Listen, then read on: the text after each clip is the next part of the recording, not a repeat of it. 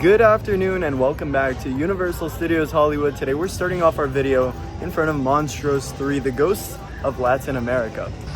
We are in the final countdown leading up to Halloween Horror Nights 2025, and this is one of our last updates leading up to the event, and I'm so excited to do this one. Every year we have to have our final update, and this one's gonna start in front of Monstruos because why not? But starting off in front of Monstruos, we have our animated cat that has appeared right in front of the facade. This, I think she just like moves her head and stuff and maybe waggles her tail. Nothing crazy, but this is Muerte's pet. And he's gonna be standing outside of the facade like usual. They have a little cane here, so I'd imagine that he has stuff to hang up while he's doing his spiel. But he'll be up front and center in front of the facade. It's exciting, right by his pets as well. I will say, out of the 3 Monstruos haunted houses that we've had so far, this is probably my favorite facade. Last year was actually pretty good.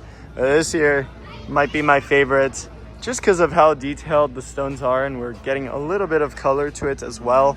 And it just looks great. We don't have any speakers on the sides of it. Speakers are very well hidden right over here and there. There's just so much detail that went into this facade specifically. Very, very high budget, as you can see.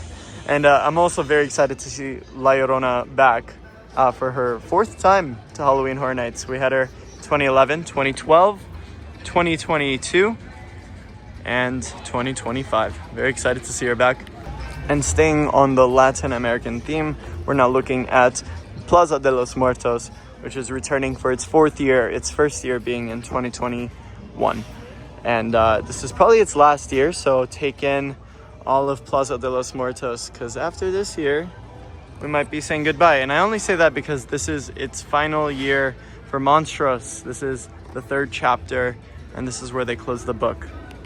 I'm gonna walk over to a different angle to look at the facade and everything inside of Plaza de los Muertos. We do have some chainsaw clowns props and Carnival of Carnage props that are staged over there. They do this every year now, where things that might be too graphic or things that they might not want in guest reach, they push to the side and then they roll it out before the event begins. And looking behind me, you could see that one of the Carnival of Carnage props are sitting there, and that's actually Clownzilla, reused from the Killer Clowns from Outer Space. One thing I love about Horror Nights is they never let things go, especially when they're sitting in the prop warehouse. And this is a perfect example of that. This is Clownzilla, and he was repurposed as a prop for Carnival of Carnage. And right behind, they have another display set up for Carnival of Carnage with that same sign. I'll take a look at that in just a moment. Before I highlight that, let's look at the Plaza de los Muertos and look at some of the differences. This year, we don't have a lot of theming to this one, but they're still not done, so we might see some additional props go up soon. Usually they have a larger display on this half, but obviously that hasn't been set up quite yet. We have 2 boxes set up this year. This might just act as a way for them to hold extra supplies. Drinks are very popular during Halloween Horror Nights, so they might hold like extra drinks or machines back behind that cloth. And over here where the trolls would normally do their meet and greet, that's also blocked off because that's where the stilt walkers are setting up for the Crowz scare zone. And I believe they do the same for the Carnival of Carnage scare zone stilt walkers. So they should be preparing back there. That's what they did last year at least. And we do have some construction walls over here in the middle of Plaza de los Muertos, hence why we have such an interesting layout this year. And it looks like they're building some sort of stage. But this, in my opinion, and this is like nothing crazy, but in my opinion, they might be starting on Grinchmas just a little bit early, so that way they could potentially extend the event, which has been done in the past. So based on ticket sales with Halloween Horror Nights, towards the middle of the run, they debate on whether or not they want to extend the event for an additional week or 2. And the last time they did that was probably in 2018 or 2019. I can't remember at the top of my head, but it has been done before. And so they might be setting up for Grinchmas just a little bit early, so that way they can extend it, or they have the freedom to extend the event. So little things like that just get them a head start.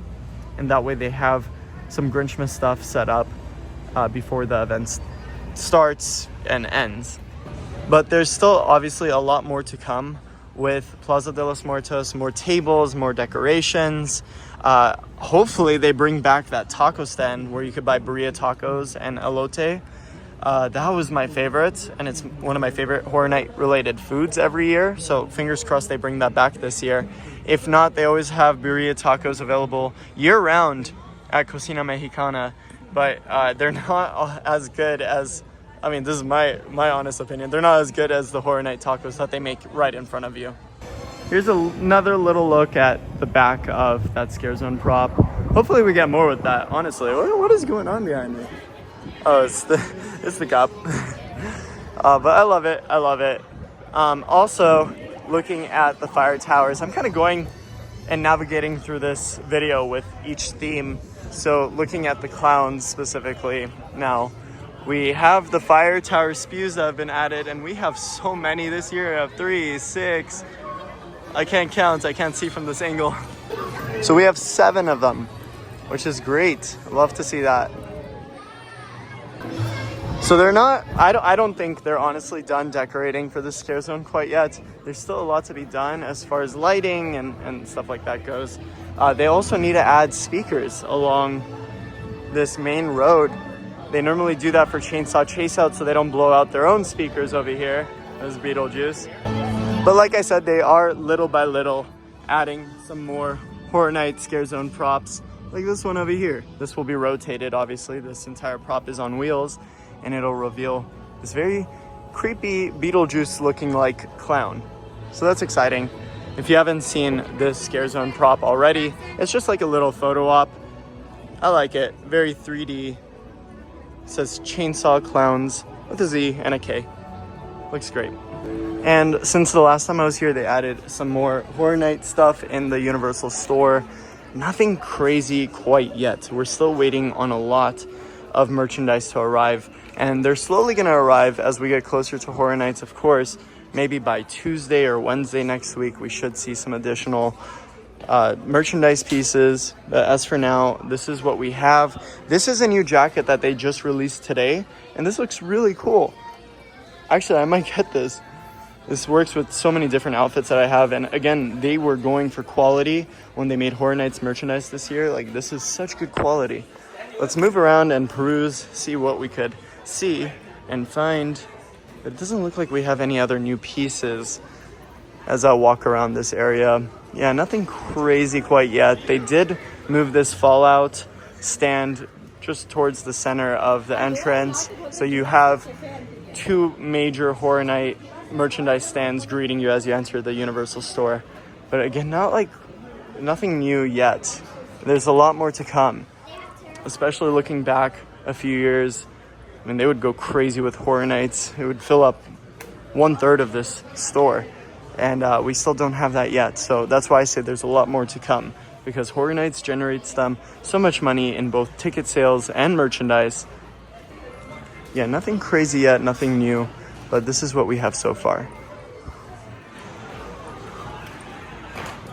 I really like this. Whoa. Is that Michael J. Fox? It is Marty. Yeah. Now, originally this was supposed to just be the Hollywood and Dine, but they decided to not do that, and now it's themed to Fallout, Philly foodstuffs. And on the official Horror Nights map, this isn't listed yet. I'm sure they'll update the map soon, but we do have an early look at some of the offerings that are going to be here, like the roasted rad roach legs, which I'm assuming those are just like chicken wings with heavy barbecue sauce and fries. That's nice. We have the nuclear blast. That looks delicious. We also have the loaded cram fries. That looks really good. Most of the offerings look really good, and I also love the theming. I feel like they just pulled pieces of Waterworld and put it here. Quantum Fizz looks really good. I hope this is an alcoholic drink. Let's see, we have iguana on a stick. I wonder what that is. Hopefully not actually iguana. We also have the Rataway, which is definitely alcoholic. Kind of starts the return of blood bags here, which I miss. And we have the Vault Dweller's wedding cake. This looks really good. I just noticed this on the sign. They are not alcoholic, but there's another one over here. That looks really good. That looks really good. And we have more options over here to the side. We have the Brahmin burger. It just looks like your typical bacon cheeseburger with pickles in it. It looks delicious though. We have the sunset, I am not gonna be able to say that. Sarsaparilla. And then we have Yum Yum deviled eggs. They're not actual deviled eggs, they're panna cotta eggs. And then we have the gulper stew. Let's see what else we have. Roasted sting wing. I think the other side looked a little more appetizing. Like these three, oh, these two look really good. I don't know about this one. And Chucky's bar has returned. So this is cool. The Chucky animated figure is probably right behind that glass over there. They bring it every year. He's just holding like a margarita shaker and moving around. So it's good to see this back. They have some pretty good drinks here. It looks like all of them are exactly the same, but for those that are interested or don't know what has been here, those are our offerings. Yay! The Jaws photo op is still here as well, which is nice. I also love like the theming that they added around Hollywood and Dine. That's so cool. Oh, look at this. This is our entrance portal to the Chainsaw Man 4D experience. It's called the Chaos. Very excited for this. This is the second time that they've brought in media from Universal Japan, and I'm so excited to see it. They did a great job with Jujutsu Kaisen. Like every time they bring in new stuff, it just like outdoes DreamWorks Theater. It's kind of proof that we need new media projected into DreamWorks Theater. Getting very sidetracked here because they dropped the walls for Fast and Furious Hollywood Drift. Very exciting to see this. But we also have some props for Murder of Crows. It looks like Baby Crow has grown up a little bit, right? This is a funny prop. I like that. But they have this set up. I think this is new. They just kind of added to it. So this is really nice. I like that. I like this. Baby Crow will be back here. I don't know. That might be grown-up Baby Crow. Maybe we have a new Baby Crow. I don't know. But we have some nice bird eggs, which means Crowz is here to stay for a long, long time. This might be our scare zone forever. So that's cool. We also have the walls down now for Fast and Furious Hollywood Drift. Very exciting. This is the gift shop over here. This is the exit gift shop. This is where you'll be exiting. The windows are blacked out, so we can't really see inside the gift shop. We'll try to get a look if there are any openings, but I highly doubt it. Rumor is that they might open this gift shop sometime next month, just because it's getting super close to getting done. They are installing more supports for the scream guards, the noise barriers. So that means testing will begin soon. It looks like there are people inside. I see the tarp kind of moving around. It looks like they are working inside. So that's obviously always good news. Let's see if we could kind of get a look inside. This window doesn't look like it's blacked out. And I'm excited to see what kind of merch they put in here. I mean, yeah, we could kind of see inside. Yeah, just a little bit. I'm trying to see what I could do for you to see inside better. I think that's the best we could do. They have very reflective glass, but yeah, that's what it's looking like. This looks good. They have some fake cracks on the ground. It's not real. The ground's not cracking already, to what I think. No, it's definitely theming. Look, the curb is even cracked. So very, very nice theming. I hope they do add some like maybe little trees or palm trees in those planters, because this is starting to look really nice. Very happy to see this. Looking at that back half of Hollywood Drift, you can see that those supports for the sound barriers are going up. Those have gone up almost overnight. We were here yesterday and those weren't there. So it's nice that we're seeing a little bit of some more quicker work. And once those scream guards and sound barriers are installed, they can start testing the ride, which is very exciting. They already moved some of the ride vehicles onto site, and those have been doing some pull-through testing in the station, mechanical pull-through testing, not manual now. So it's always nice, but very excited, very excited. Here's a look at the facade for Jason Universe. It's looking good. They added a lot more shrubbery now, and it looks almost complete, which is nice. There's a tarp over here hiding someone that has unfortunately met their demise. But yep, that's all ready to go. They're also now setting up the queue lines, which we highlighted in the last video, but they added some lighting now. And I'm sure they'll have some stuff projected on these walls. They usually do that. It looks like the concrete is also drying out and it's no longer a hard hat zone, so now vehicles can pull through this section, which means they might relocate the disability loading platform now beneath the steps on the side of Jurassic World. But yeah, it looks good. It's looking really nice. What I love a lot about Universal now is we're kind of going every month without having an empty month of updates.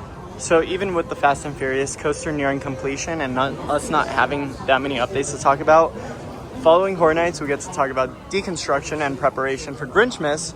After Grinchmas we get to talk about deconstruction and construction for FanFest nights.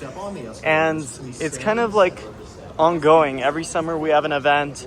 So it's good, it's good. Universal is now having so much to do throughout the entire year. So that's really nice to see.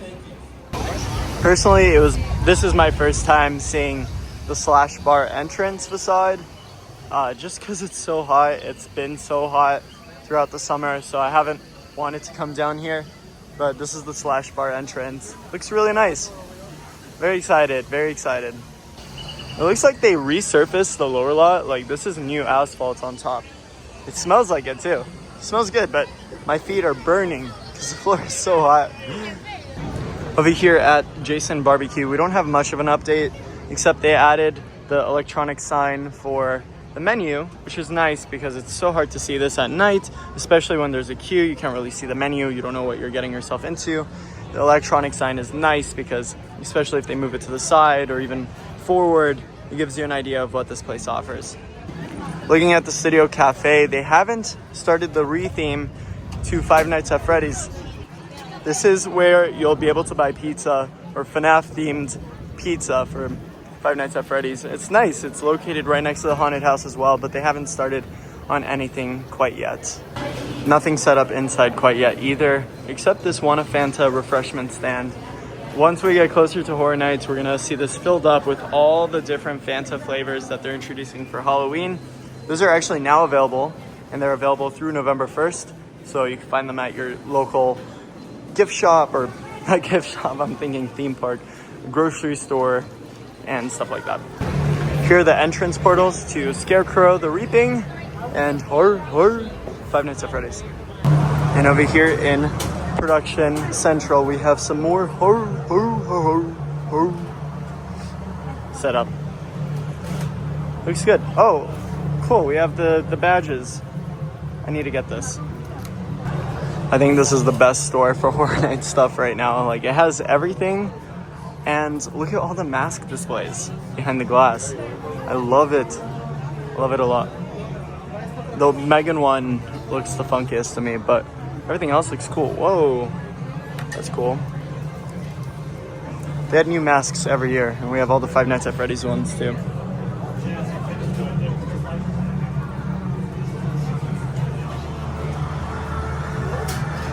They've been giving us a lot of crossbody bags recently. We have a new Transformers one over here.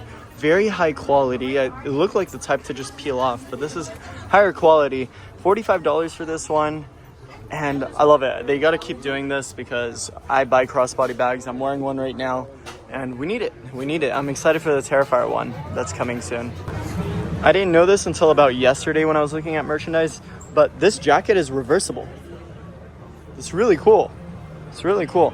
They flipped it on purpose. I mean, I would prefer to wear the other end, and this is a really nice interior, but I mean, if you want to flip it around, you can. Just like Horror Nights Orlando has their opening weekend rain, we have our opening weekend heatwave, and it's going to be in the hundreds opening weekend. So if you're going opening weekend, bring empty water bottles, because at any of the freestyle machines, you can just refill your water bottle there. Make sure to bring it empty because they'll make you spill out any drink that you have in at security. But at any of the freestyle machines, downstairs or upstairs, you can refill it with water. And you can find some of those freestyle machines in Jurassic Café, over there to the right and left. But also, if you go to any of the restaurants in the park, they're entitled to give you free cups of water. This is what I did right here.